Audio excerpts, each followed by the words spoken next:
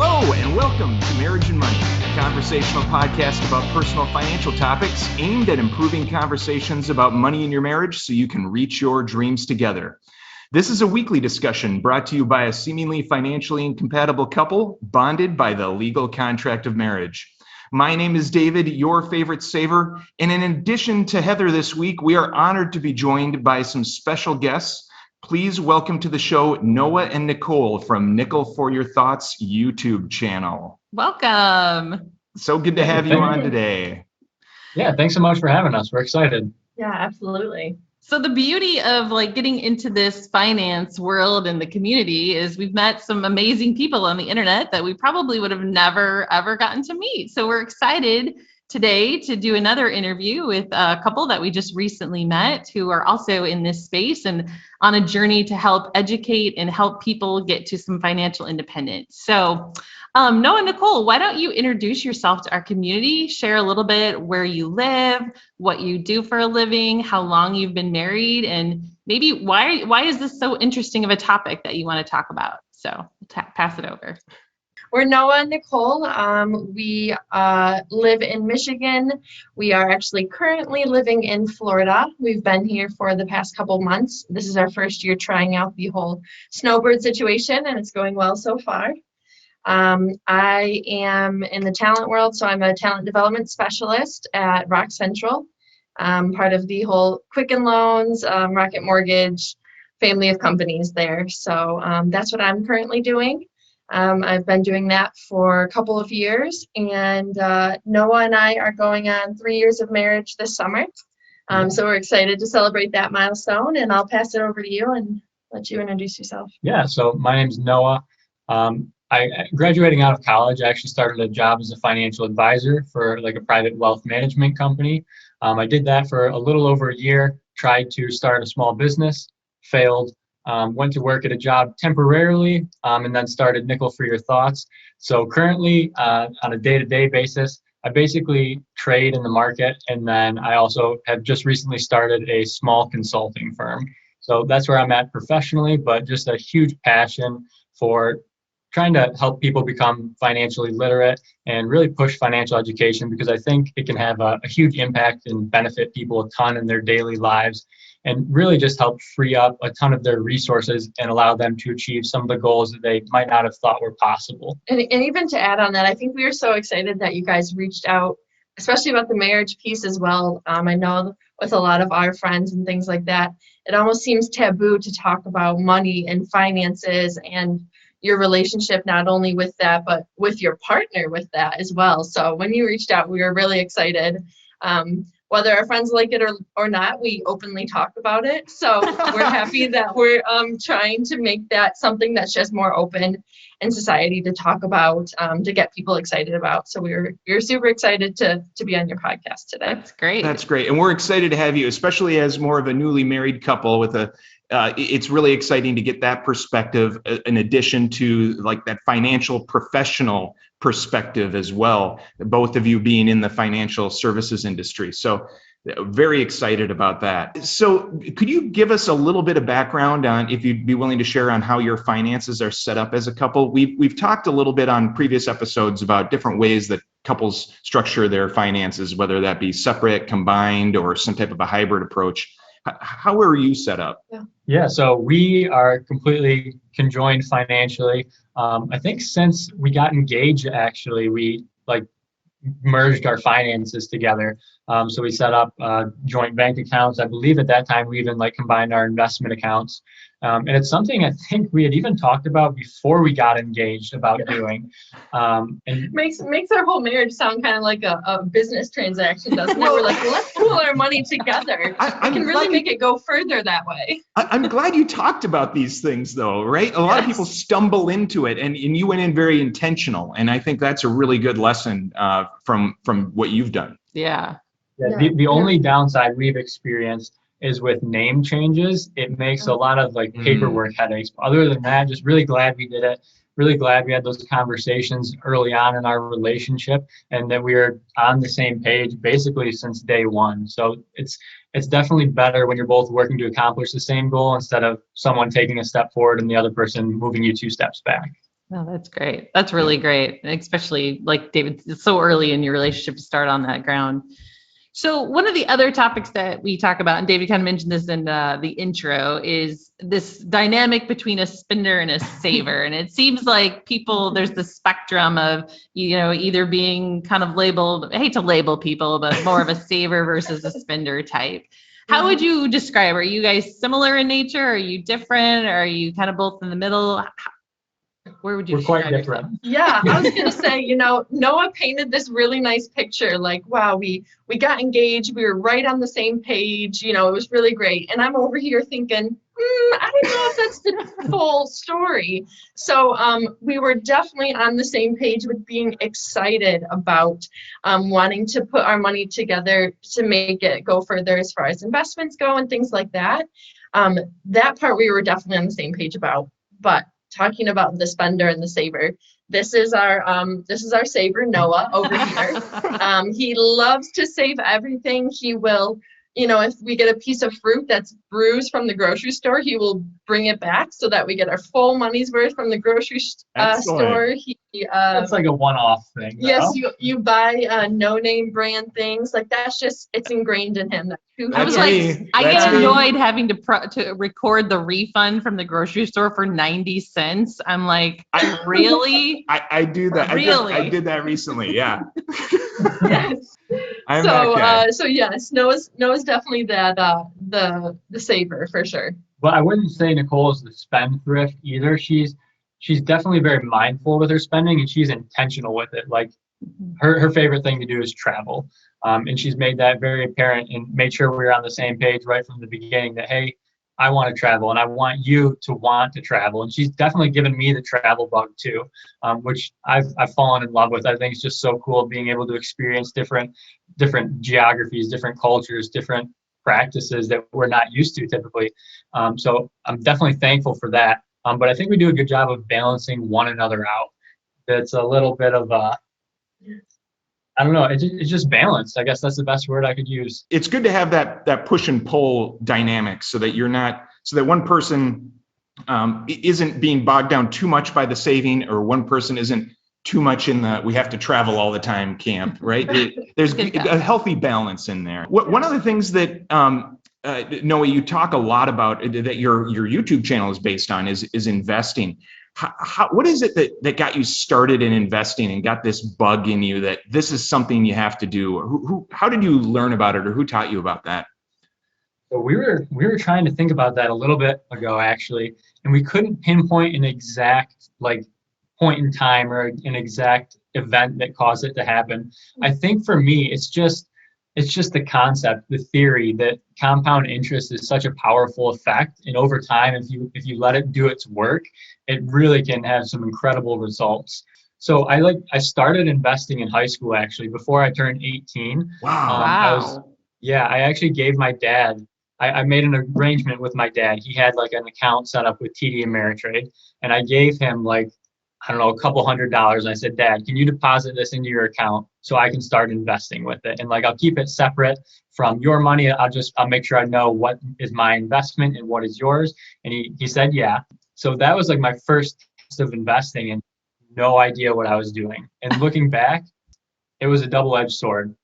that those couple $100s that I gave him, gone. The company I invested in went bankrupt. Oh no! Wow. Yes, but there's a bright side. On the flip side of that, I learned what I didn't know. I was just looking at a chart. I looked at a stock fall, and I was like, oh, if it's falling right now, it has to go up at some point in the future. But now, knowing that is absolutely not the case, just those educational components that I wouldn't have gotten from reading a book or watching a video. I had to get it from doing it. And going forward, those lessons that I learned, I'm never going to forget those. So yeah, it stinks that I lost a couple $100s, but in the grand scheme of things, paying a couple $100s for that information, for that knowledge, it just pays huge dividends, both literally and figuratively. Yeah, that's a really good point. I mean, I think most of us learn in life through more probably from our failures than our successes. And to your point, I mean, I know when you're 18, a couple $100 is a lot of money, but in the grand scheme of things, to your point, I mean, getting an education from that experience is That's really great. And it'd be really tempting to look at that and say, oh my gosh, I lost a couple $100. I'm no good at this. I'm just going to walk away and give up. Sure. But you took that and turned it as a lesson that said, okay, now I know what I need to do different and how I need to learn what I need to learn in order to improve myself. And that's a great perspective that I think we can all learn from. I agree completely. Instead of like being down in the dumps, it kind of motivated me. It's like, all right, people. That's not happening again. Yeah, I'm not letting that. I'm not letting that happen again. Yeah, that's how I am. Whenever someone tells me I can't do something, it's like, all right, I'm all in. Let me prove you wrong. Now I want to do it even more. Exactly. It's more of a driver. Yes. I get it. Yes. So then how did this work when you guys got married on the investing front? Nicole, was this something you were doing, or were you just, okay, we're along for the ride, or I want to know more about it? Where's this money going? How did that work in your marriage? Yeah, so as we talked about, we were both kind of interested in investing when we were younger. I started a Roth when I got my first job, Wow, awesome. whatever it was. I opened up a Roth IRA, but I had I just used my parents' financial advisor that they had, and he was managing that for me.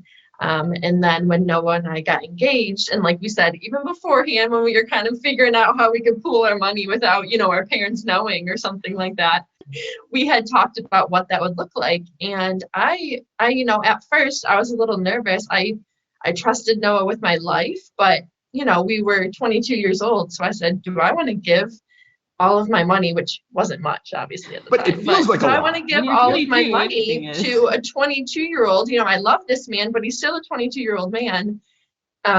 Is still waiting to graduate college. Do I want to give him all my money? So I was a little nervous. I said, what if we leave some with the financial advisor? I'll give some to you. We'll kind of do that. And eventually it felt right. When we got married, I just took everything out from my financial advisor. Noah and I opened up a investment portfolio together. We literally put everything we had together, and Noah has been investing that ever since. So that was that was a change for me because we were both young and it was a little scary for me. So I would check in like, hey, how you doing? Everything going okay? Have we lost a lot of money lately? Only rarely. Yes, and it's been okay since. It really has.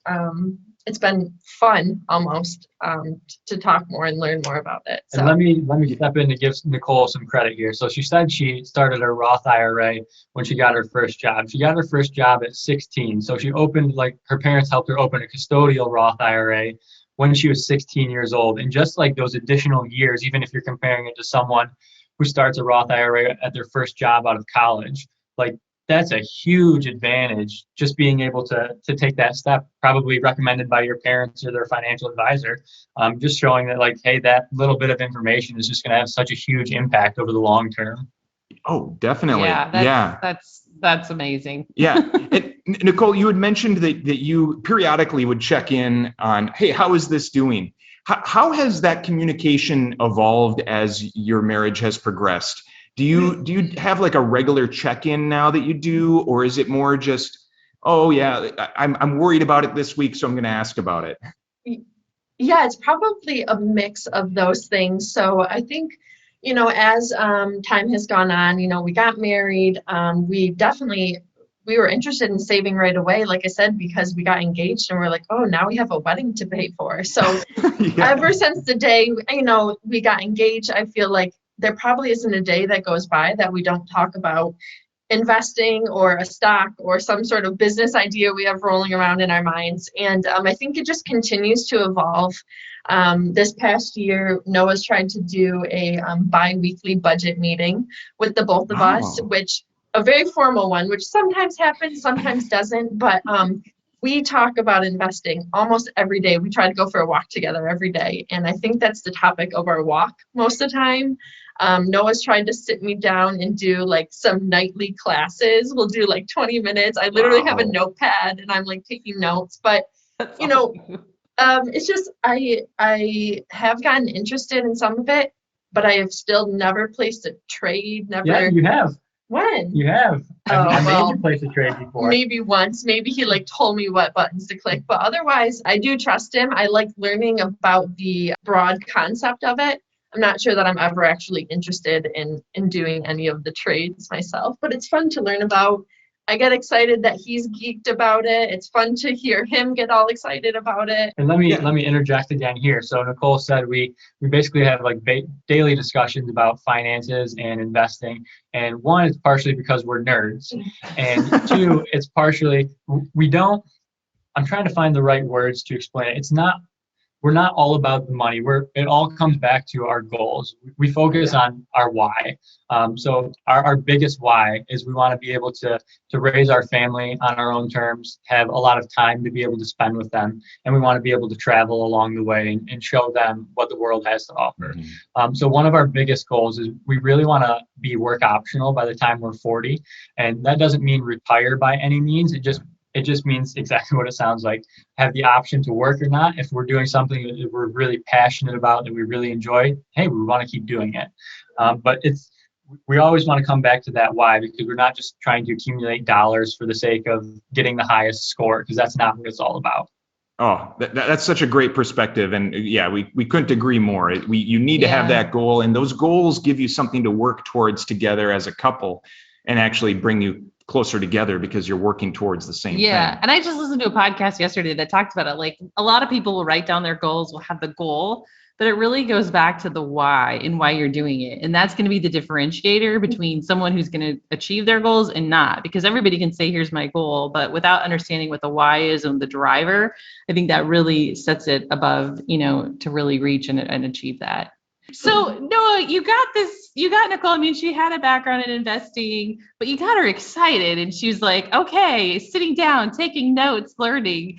So what would you tell someone if they haven't started investing or they're intimidated by it? They're like, what is this? I don't know what it is. What is a Roth IRA? Like, this is a whole new world. I don't know what I'm doing. I mean, what advice, how did you get, Nicole, what advice would you give someone who's new or intimidated or scared about going on this journey?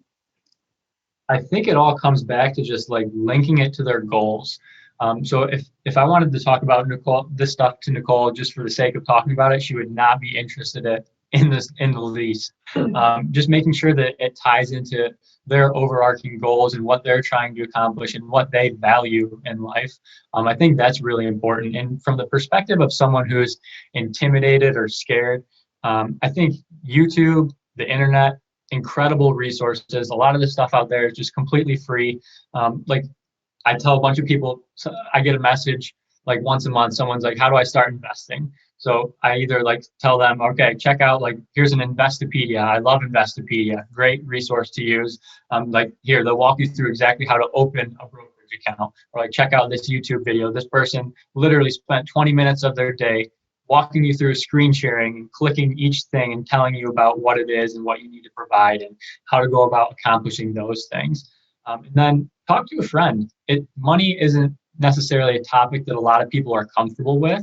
I think it's getting more socially acceptable to have discussions about it. And even if it does feel a little bit uncomfortable, that uncomfortability is probably worth the benefit or the reward that you're going to reap from that conversation that you're having. It might feel a little weird talking to them for 5 minutes about money or investing, but even if you pick up one little tidbit of information, you're going to be way better off than before you had the conversation. And I think that's a really good point around how you don't expect that you're going to be an expert overnight, and don't try to be that expert overnight. Just pick up that one tip. What's that one next thing you can learn and improve on? I think that's a really key piece of advice right there. Yeah. And what we've learned too, like you talked about, is you just got to start by doing. Like, yes. Eventually you can read whatever, but like you learned from your starting out, like, hey, I learned how to, you just do it. And that's how you're going to learn, right? Sometimes you just got to jump in and get going, right? Yeah, absolutely. I think young children are the best models. You ever watch one of them try to learn how to walk? Oh yeah. They fall down hundreds of times, but they get back up and eventually they're running around, and it's pretty great. Yeah. Exactly. Yeah. Do you, I don't know, maybe you don't ever have conflict. Occasionally, Heather and I have conflict in our marriage around our personal finances. And I could see that, especially when you're the one managing the investments yourself and you don't have anyone else to blame it on than yourself. I could see it being very easy to start pointing fingers and saying, oh, that's the investment you wanted, that one, not me. And how you probably haven't had that come up, but if someone were to have that come up, what would be a good way to resolve that, or how would you resolve that in your marriage? Yeah, well, first of all, I just want to say I got a very good chuckle when you said that we probably don't have conflict, because that's hilarious, right? I mean, we have conflicts over what episode of TV we watch before this podcast, and we still have a hard time always choosing. So there's definitely, conflict. I feel like we are lucky in that we worked a lot of our financial related conflict out prior to getting married and right at the beginning of getting married. And I think too, what sometimes helps for us is that I'm not necessarily familiar with all the companies, so I have no idea what to pick. So I can't say like, oh, well, I want to pick this. If you pick that, then like, oh, you should have picked my thing. So that kind of takes that off the table for us a little bit. But I guess I would just say to anyone that might have a conflict, talk about it, I guess, before, so are we talking about both people are investing, or just one person is doing the investing in the relationship? Yeah, I think going into that conflict, that conversation, you need to realize right off the bat, whatever you have in your mind is your ideal resolution, you're not going to get it. You're going to have to give some, and you're going to have to meet the other person at some point, because they have something that they want to reach as well. Maybe making sure that it's an investment that both people in the relationship are comfortable with ahead of time. So that way it's not, we've had, I think since we've been married for almost 3 years, there's been maybe 2 trades that Noah has made that's been a little of like a riskier thing for him. Right.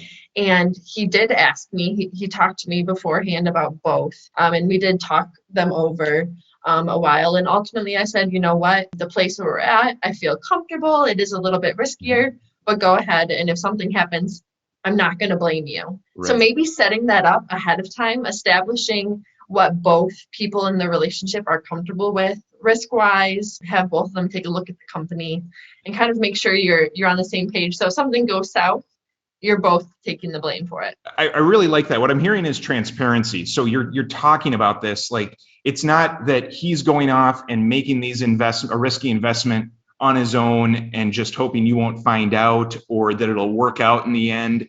He's having this conversation with you and saying, hey, I'm thinking about doing this. It's a little risky. Are we good with this? And then at least if things go south, then you're both on board with whatever that result is. Yeah, exactly. Yeah, you're exactly right. And I would never make any type of decision that's going to jeopardize our financial position, because it's not my financial position, it's our financial position, and we're in this together. I'd say there's no sneaking around here as far as investments go. I would like to openly own up to everyone who listens to this. There was some sneaking around by me going on at the beginning of our marriage, and it was with a place called TJ Maxx. And if I ever got some cash in my hands, there might have been a TJ Maxx purchase that might have sat out in my car for a couple days and conveniently come in the house when Noah was at work or something like that. And we have gotten past that point. We're transparent about everything. And but that's something that I want to bring up too, because I think that happens a lot. I have friends that I know do the same thing in their marriages and their relationships as well. And that was something that we had to overcome. I'd say that was like our petty conflict that we had at the beginning of our marriage too. So really just getting on board, he gave me some, I had to give some. And I feel like the transparency, like you said, has helped a lot in all aspects of spending, investing, all of those things surrounding our finances and the goals that we're trying to reach too. Yeah, I think it's okay for someone to take the lead, you can't both maybe always both be doing an active, but it is about transparency and communicating with the other person, even if one person is going to take the lead on doing something.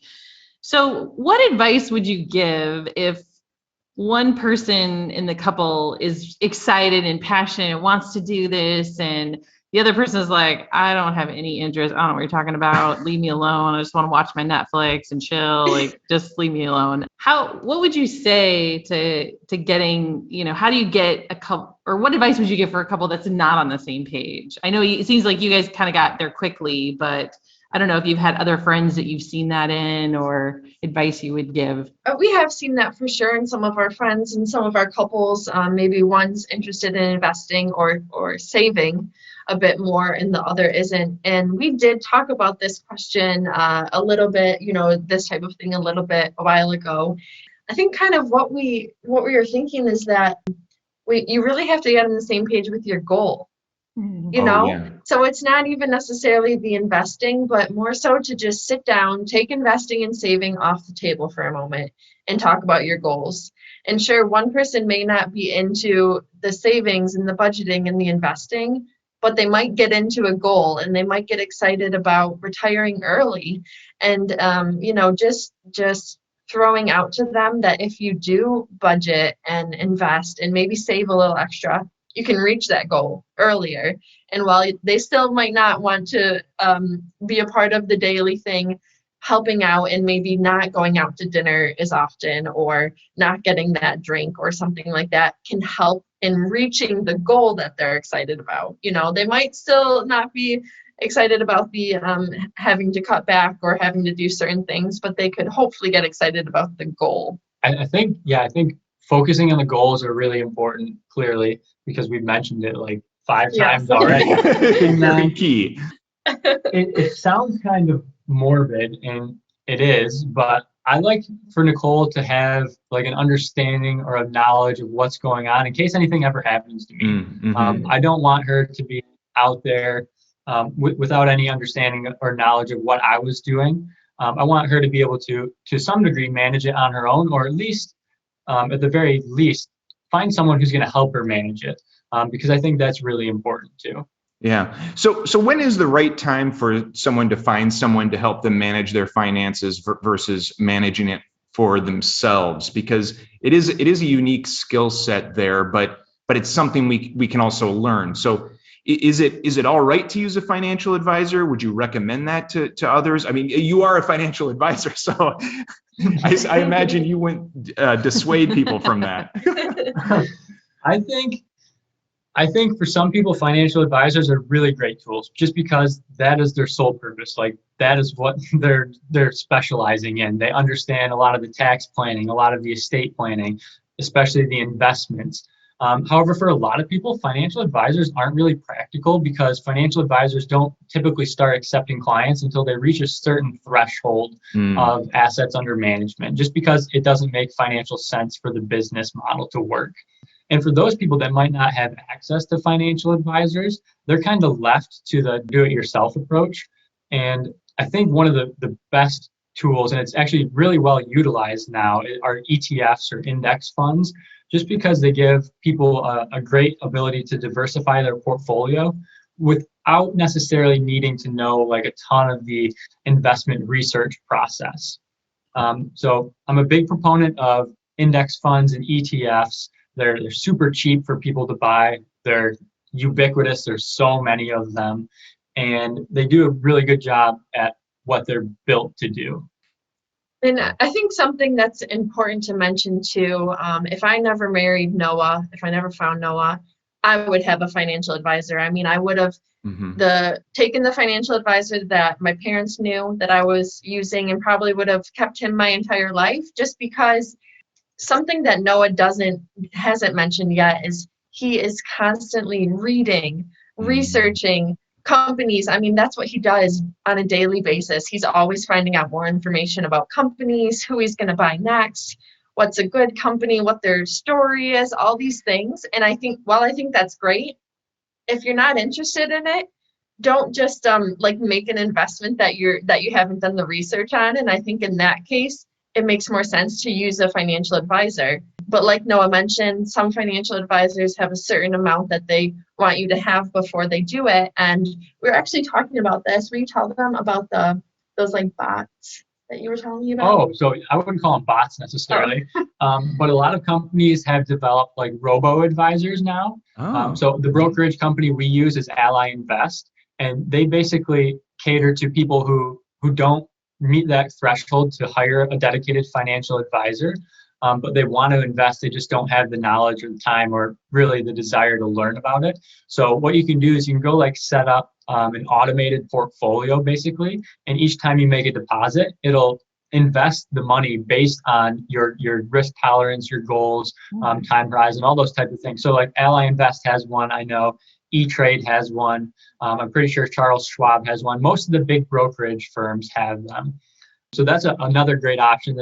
It's still they're still constantly being developed because they're relatively new, but they have some pretty cool features on there. And for someone who just wants to dump money in there from their paycheck every other week, it's a really great option. And I want to go back to the financial advisor piece for one more second, because I overlooked one of the things that often gets overlooked, and probably the reason financial advisors, one of the reasons I think they're undervalued, underappreciated, and it's that they have such a huge behavioral impact on their clients. So I worked for a financial advising firm previously, and a lot of our clients were high net worth clients. So a lot of their money was inherited money from businesses that either the patriarch or the matriarch of the family had built and had been passed on over generations to them. So they didn't necessarily know when enough was enough or when to stop when it came to spending. And one of the best jobs that financial advisors in that case does is just to be that circuit breaker, to be there to say, you know what, I think we need to take a step back and look at this. We have your goals here. If you keep continuing at this rate, I don't necessarily know that you're going to be able to accomplish those goals. And just, especially when the market goes down as well, financial advisors do a great job of bringing you back down to earth when people get panicked and they say, hey, let's look at 10 years from now. What do you want to accomplish? If the goals haven't changed, we shouldn't change our approach. There's no need to change the strategy to sell out now. Yeah, you might be scared. When we talked about implementing your portfolio, we told you times like this were going to happen. And we told you we're going to have this conversation that we're having right now. And we're going to talk you off the ledge, essentially. So I think they do a great job from that aspect as well. And that often goes underappreciated. Yeah, no, we certainly value that from our financial advisor as well. Yeah. Great perspective. I was gonna say I'm very lucky as I have a built-in financial advisor over here because I am the person. We use Mint. It's this app and it kind of tracks all of your portfolios and things like that. So I check Mint every day. I don't know. I'm a creature of habit. It's a bad habit to get into. Yes, it is a bad habit, and it's what I do. And I'll go on and I'll go, Noah, we're down this much. I'm just like, okay, the world is falling down. And he's that person that says, Nicole, I chose everything I chose for a reason. You were with me. We talked about our risk. It's okay. It happens. And I think a lot of times people don't have that mindset or don't have that person to talk them off the ledge or to calm down their emotions. Because when people start investing emotionally, that's when it gets dicey. So Noah, I am the emotional person, and Noah helps me come down from that. So I'm very happy to have that balance in our marriage as well. And money's emotional. You've invested so much time and energy and work and everything. You've put so much into it. It's a lot. Thank you so much for joining us today. It's really been a pleasure having you with us. Can you remind everyone where they can find you? So I appreciate you guys taking the time to have us on. We're really thankful for the opportunity. Thank you so much. You can reach out and check out any of the Nickel for Your Thoughts content on YouTube, Instagram, or right on the Nickel for Your Thoughts website, which the domain name is just nickelforyourthoughts.com. And could you spell nickel? Because it's not spelled like the coin. Yes, that's right. It's not spelled like the coin. It's spelled NICHOLL, and it's the word for yourthoughts.com. Excellent. And we'll have it all linked in the show notes as well. But for those that don't look at that, it's good to have it. Yep, we'll have it linked in the show notes. Absolutely. Great. Well, that about wraps up our conversation for today. We'd love to hear how your conversations about money have gone or to take your questions on a future episode. You can email us at marriageandmoneypodcast@gmail.com or message us on Instagram at marriage.and.money. Thanks again for joining us this week. And remember that whether you're a spender or a saver, your best financial life lies somewhere in the middle.